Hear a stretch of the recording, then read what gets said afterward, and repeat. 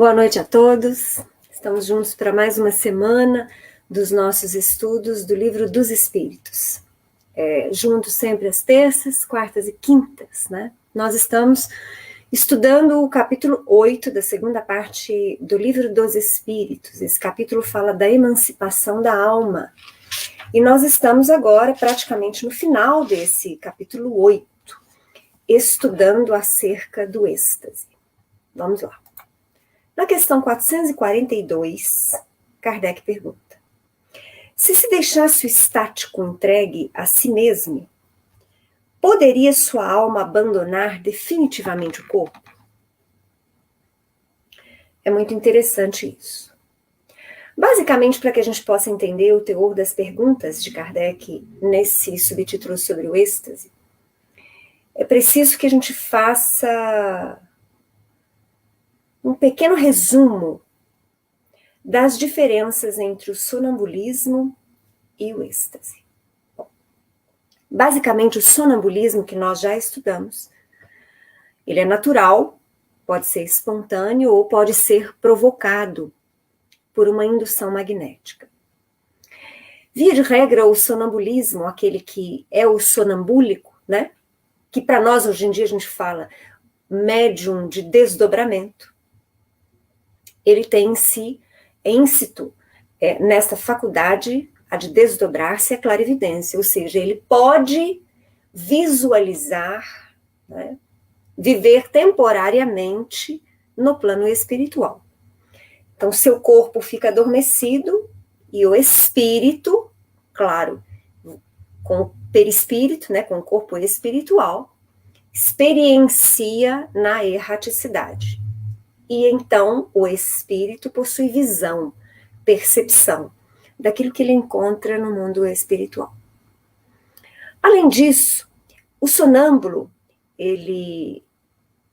os seus conhecimentos, mesmo o nível das suas faculdades em relação ao desdobramento, a sua maior ou menor lucidez, a facilidade maior ou menor que ele tem de perceber aquilo que lhe rodeia durante o desdobramento, tem íntima relação com seu grau de perfeição, ou seja, quanto mais evoluído o espírito, mais lúcido ele vai ser, e mais facilmente ele compreenderá e apreenderá aquilo que o circunda na erraticidade.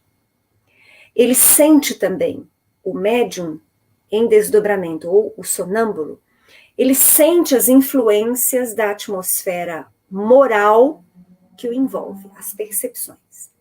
A gente pode falar que só em percepções espirituais? Não.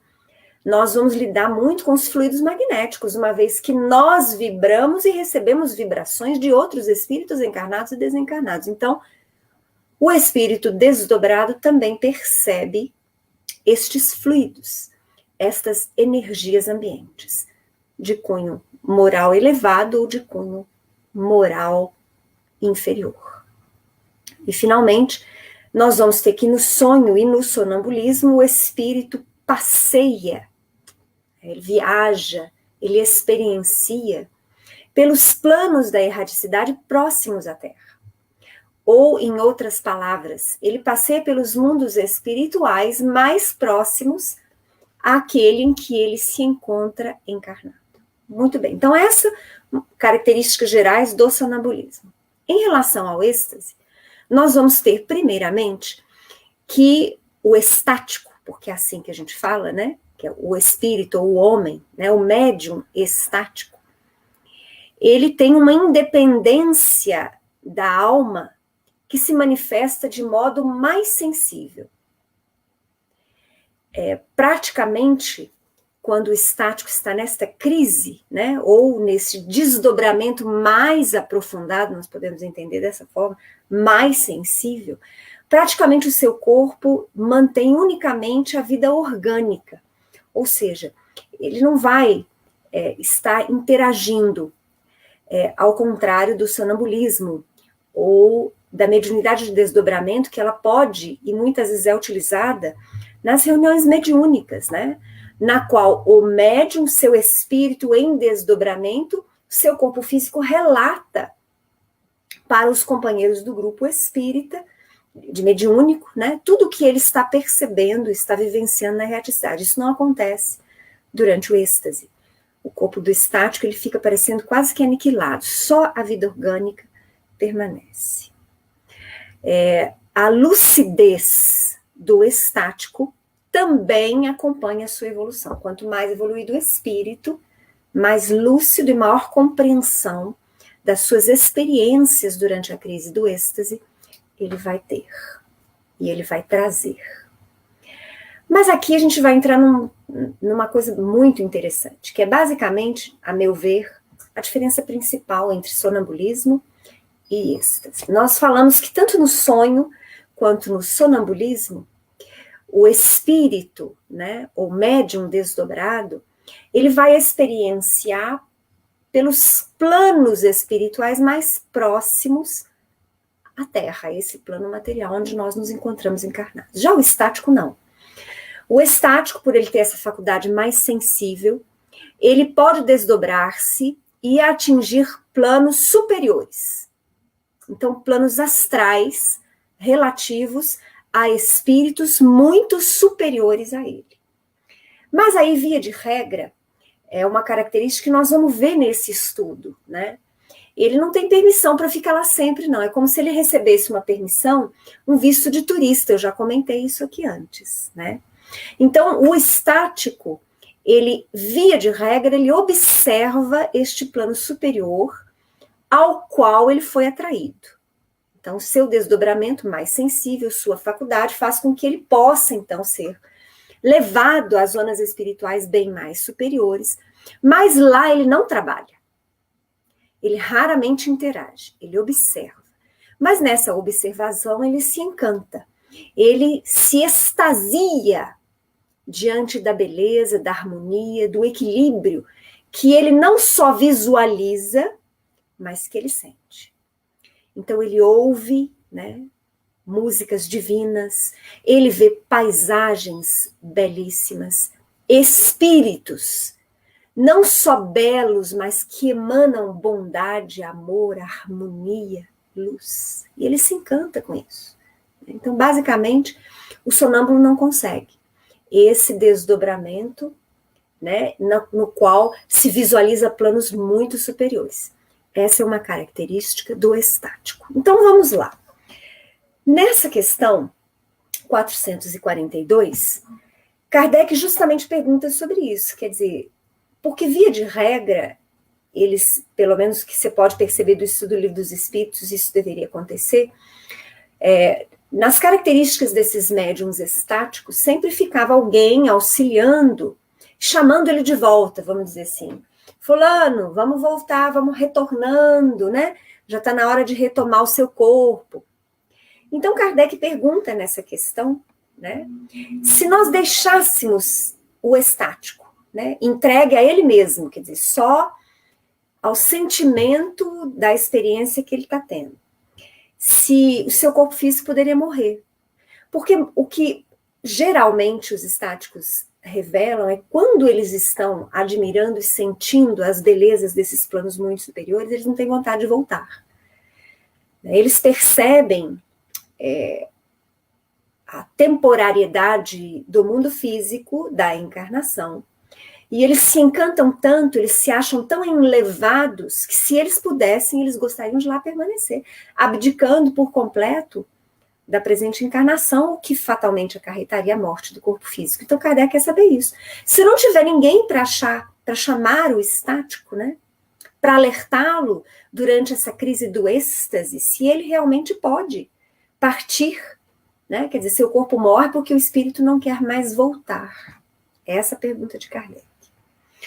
E os espíritos respondem, perfeitamente poderia morrer. Por isso é que preciso se torna chamá-lo a voltar, apelando para tudo que o prende a este mundo, fazendo-lhe sobretudo compreender que a maneira mais certa de não ficar lá, onde vê que seria feliz, consistiria em partir a cadeia que o tem preso ao planeta terreno. Por que os espíritos falaram nisso? É muito simples o entendimento primeiro da questão, que os espíritos falam então, que o grupo mediúnico, o grupo de trabalho de estudiosos deve ficar então insistindo, chamando o estático de volta. lembrando-lhe das suas obrigações, das suas tarefas no mundo físico, muitas vezes da família, dos filhos, para que ele retorne de onde ele se encontra como espírito em desdobramento. No entanto, eles trazem aqui uma lição importante. Eles falam assim que é preciso que se conscientize os estáticos, os médiuns com este desdobramento mais sensível, mais, digamos assim, mais profundo, que a melhor forma que eles se façam merecedores um dia de voltar para permanecer nos planos espirituais que eles visualizaram é retornar ao corpo físico e cumprir a sua tarefa. Porque se por acaso acontecesse, isso aqui está íncito, está subentendido nessa resposta, se por acaso acontecesse do estático abdicar da sua vida presente, deixando com que seu corpo perecesse, para que ele permanecesse no plano espiritual que ele está só visitando temporariamente, ele não iria ficar lá.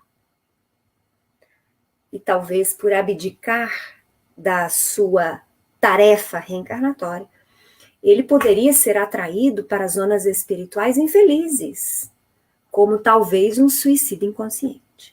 Então é muito interessante isso. Por isso que precisa ficar muito claro essa questão de provisoriedade, de temporariedade desse, digamos assim, visto que o médium estático recebe para ingressar nestas zonas espirituais superiores. Né?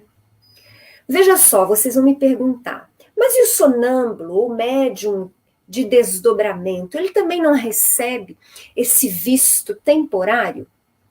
Via de regra, nós já falamos aqui, acabamos de falar aqui, que o sonâmbulo ou o médium em desdobramento, ele vai circular, ele vai estudar, trabalhar, experienciar em zonas espirituais próximas à Terra. Ou seja, em zonas espirituais as quais ele tem vibração para lá permanecer. Né? É por isso que se brinca que durante o sono físico nós temos um fenômeno de quase morte. Né? Por quê? Porque durante o sono físico, nosso espírito desdobrado vai poder circular, continuar vivendo nos planos espirituais próximos à Terra, ligados ao corpo físico, o que também vai acontecer na morte definitiva, só que aí não mais com a ligação ao corpo físico, ou seja, durante o sono ou durante a crise sonambúlica, ou durante o transe de desdobramento, queiram vocês chamar, eu estou usando esses três nomes para que vocês percebam que é a mesma coisa, que é muito similar. O médium em desdobramento, ele vai circular por regiões espirituais, que são aquelas que, depois da morte definitiva, ele também poderá atingir.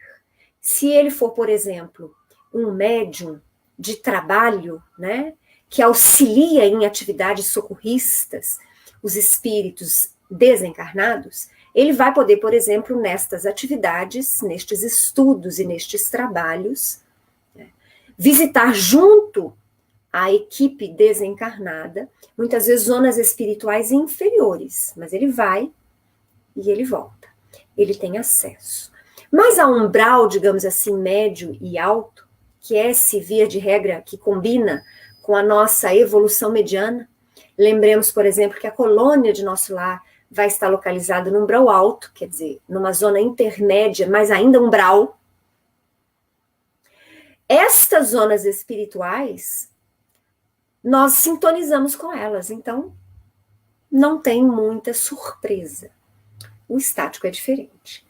O estático vai a zonas muito mais altas, a planos espirituais muito superiores, nos quais, via de regra, salvo se ele for um espírito muito elevado, ele não vai permanecer após o seu desencarne, principalmente se ele antecipar a sua desencarnação, que é a questão apresentada 442. Mas vamos continuar os nossos estudos, porque Kardec ainda vai abordar um pouco mais disso. Na questão 443, Kardec vai perguntar: pretendendo que lhe é dado ver coisas que evidentemente são produto de uma imaginação que as crenças e prejuízos terrestres impressionaram.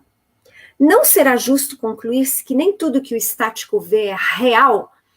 Então, aqui Kardec está perguntando, porque tem muitas coisas que são relatadas, penso na situação de Kardec, muitas coisas que são relatadas por médiuns estáticos que parecem imaginação, que parecem fruto do seu preconceito ou da sua crença religiosa, né? Então, Kardec quer saber o seguinte, é possível se afirmar que tudo que o estático vê é real ou não?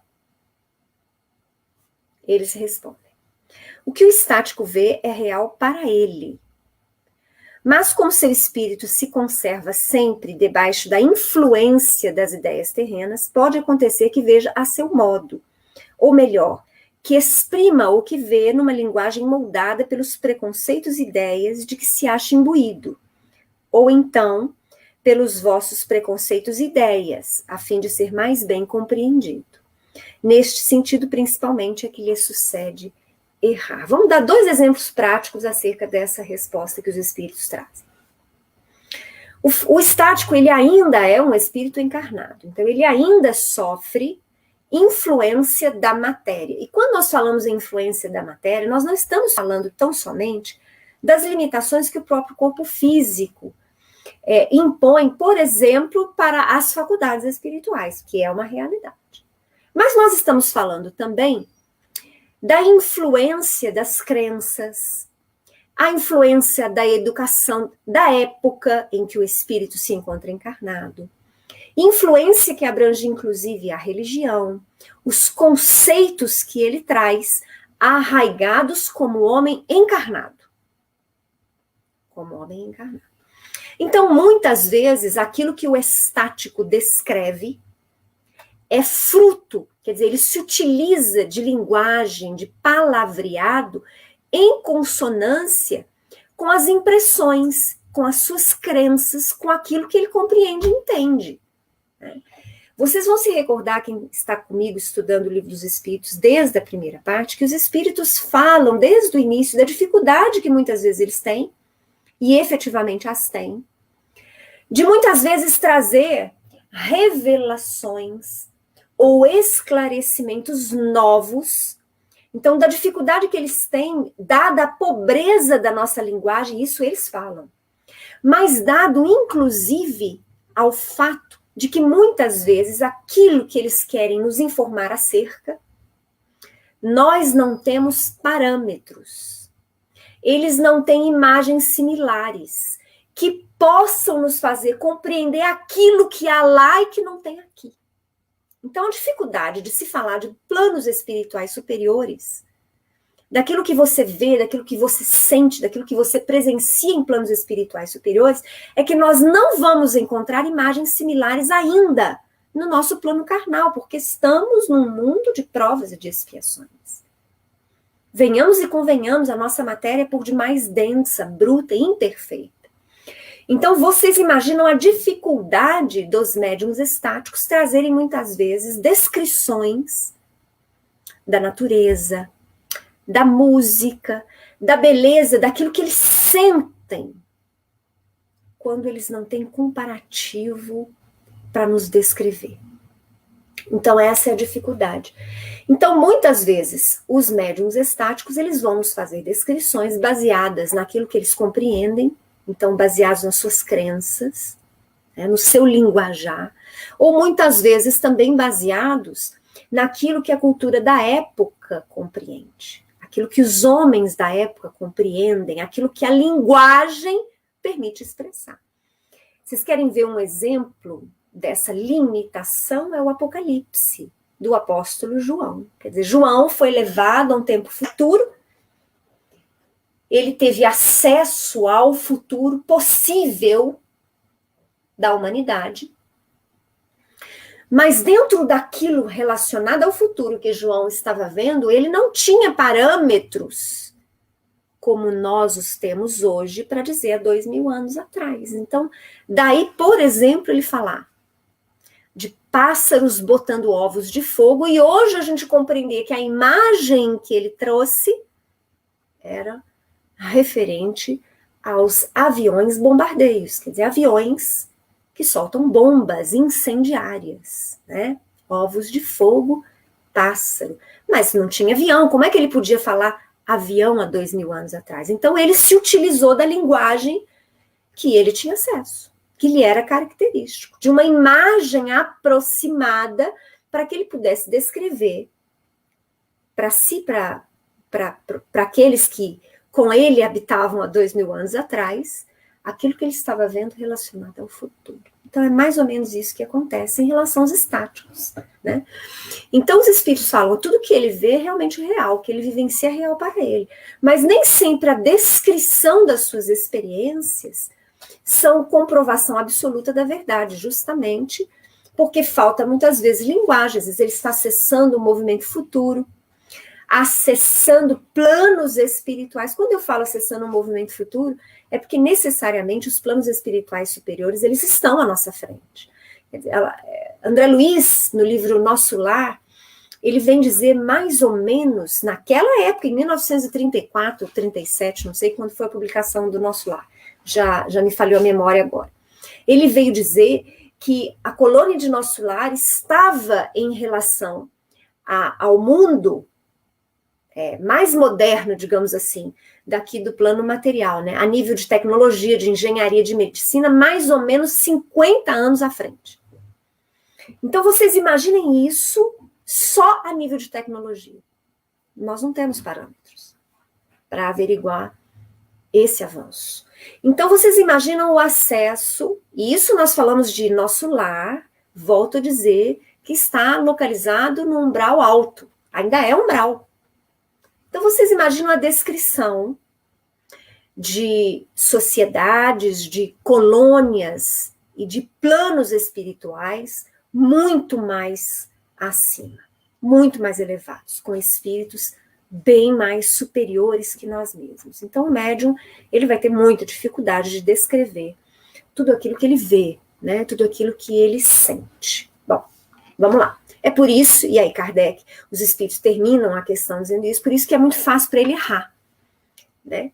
Porque aquilo que ele está vendo, ele depois tem que descrever com as suas palavras. Lembremos que nós não vamos ter tradução simultânea no estático, né? Então, o estático, ele vai, percebe, sente, vê, escuta e volta, e somente quando ele está desperto é que ele descreve.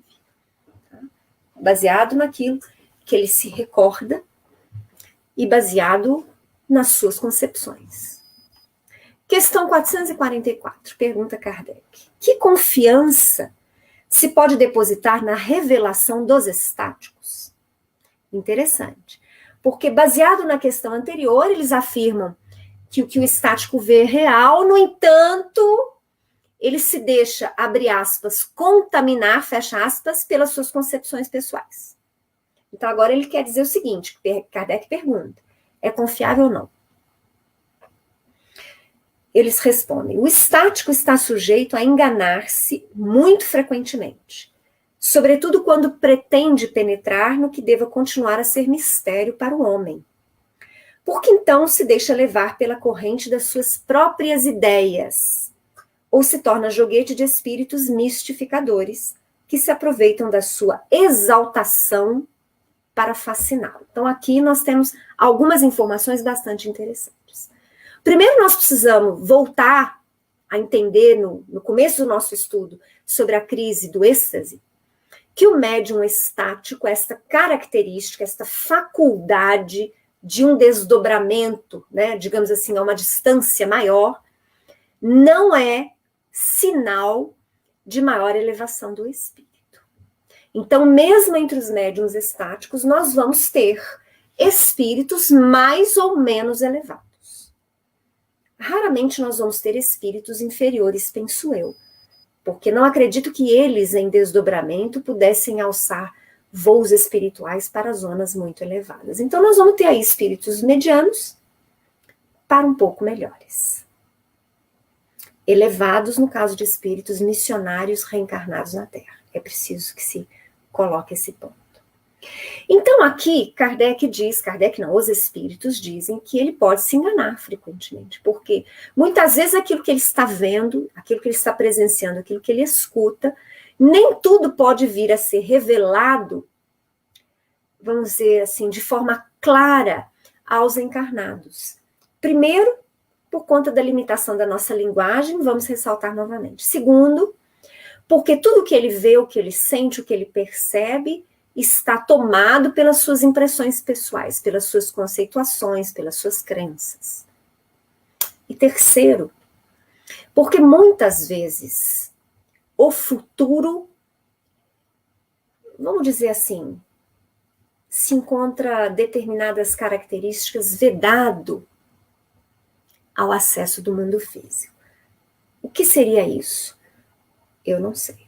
Eu sei que os espíritos mesmo afirmam, não só no Livro dos Espíritos, mas em muitas outras obras, inclusive na Revista Espírita, em várias reportagens, mas nas obras mais diversas, tanto de Allan Kardec, quanto de André Luiz, quanto de Emmanuel, quanto de outros espíritos, que muitas vezes eles são obrigados a se calarem sobre certos esclarecimentos, sobre certas revelações, porque ainda não é hora. Não quer dizer que é mistério. Vejam bem, eu não estou dizendo que a partir de hoje nós espíritas deveremos engolir, né, aquilo assim, não, isso é mistério, então não pode perguntar. Não, nós podemos perguntar. Mas nós precisamos estar conscientes que muitas vezes a revelação, o esclarecimento, a resposta não vai vir naquele momento. Nós vamos precisar amadurecer um pouco mais como espíritos, para aí sim acessar esse esclarecimento, essa revelação, essa resposta. Então, ela é possível, ela só não é agora. Então, o que os espíritos dizem é que muitas vezes o estático, ele se excita tanto com tudo que ele vê, que ele percebe, que ele escuta, e nós vamos ver isso no resumo, no final desse capítulo, que essa excitação, que essa empolgação dele, né, aqui eles usam exaltação, pode até mesmo prejudicar a sua lucidez. E ele pode querer trazer novidades que ainda não vão ser compreensíveis aos encarnados. E que podem, inclusive, por conta dessa distância da maturidade para compreender e da revelação, podem ser deturpadas por ele mesmo. Porque eu comecei falando, ele não é um espírito elevado. Então, lembremos que, via de regra, o médium estático que se exalta, que empolga demais, que excita, a ponto dessa empolgação interferir na lucidez, na sua responsabilidade, até mesmo na descrição que ele traz dos planos superiores, este, de forma definitiva, não é um espírito elevado. Porque o espírito elevado, que possui esta faculdade, quando retorna do transe estático, ele vai manter-se firme dentro da responsabilidade que lhe compete. E ele, como espírito elevado, não vai deixar-se levar por demasiada empolgação, demasiada excitação, até mesmo porque, via de regra, dos planos superiores é que ele deve ter vindo. Então, aquilo não é grande novidade para ele, compreenderam? Então, voltamos a perguntar para nós mesmos, a gente deve confiar muito nestas descrições dos estáticos? Vigia e ora. Lembremos de Kardec alertando-nos em relação ao bom senso, ao raciocínio lógico, à análise, né? A pontuar o produto dos nossos estudos em relação à universalidade daquilo que os espíritos estão dizendo, né? Aquilo que destoa muito, arquiva. Eu acho que eu já falei aqui nos nossos estudos, né? Meu pai me ensinava desde menino, eu sempre gostei muito de ler, muitas vezes lia coisas além da minha idade, muito curiosa, e questionava ele, às vezes com dificuldade de compreender o que aquilo queria dizer, e isso foi sendo trazido comigo também na fase da juventude, na fase madura, porque mesmo ainda hoje, às vezes eu pego algum livro, leio alguma revelação e eu falo assim, nossa, mas isso aqui tá difícil de trabalhar. E aí eu aprendi com o meu pai. Ele falava assim, brincando comigo: leia, estude, e aquilo que você não compreendeu, que você não aceitar num primeiro momento, arquive, ele falava assim, do lado esquerdo do seu cérebro, ele brincava. E deixe lá. Não recuse, mas também não aplauda. Né? Aquilo que você não compreendeu, não concordou, você não precisa defender, você vai arquivar a informação e vai continuar estudando, experienciando, usando o seu bom senso, meditando, né? E invariavelmente com o tempo, ou você vai constatar que aquilo era a expressão da verdade, porque agora você compreende, porque muitos outros estudos te levaram à compreensão daquela informação, ou então você vai constatar que aquela informação era uma ilusão, ela não era verdadeira, porque ela destoa de tudo mais o que os demais espíritos estão falando. Mas, de qualquer forma, mesmo aí, ele falou assim, não critique, deixa lá arquivado, porque de repente ainda vai precisar de mais 100 anos de informação para que você possa vir a compreender. Então, isso não quer dizer que a gente vai aceitar tudo. Não. O espírita não pode aceitar tudo. Vocês não devem concordar sempre comigo, assim como eu não devo concordar com tudo que eu leio, com tudo que eu ouço, né? Nós temos que pensar, analisar. É por isso que é preciso estudar. Por isso que o espírita é convidado a estudar incessantemente, para que ele desenvolva esse raciocínio lógico, essa capacidade de análise e o bom senso, principalmente. Bom, aqui a gente encerra o nosso estudo dessa noite. Amanhã a gente volta para novo estudo rápido às 7 horas da noite. Eu agradeço a presença dos que estão comigo hoje, daqueles que nos acompanham em outros horários, os nossos estudos, e aguardo vocês amanhã às 7 horas. Uma boa noite.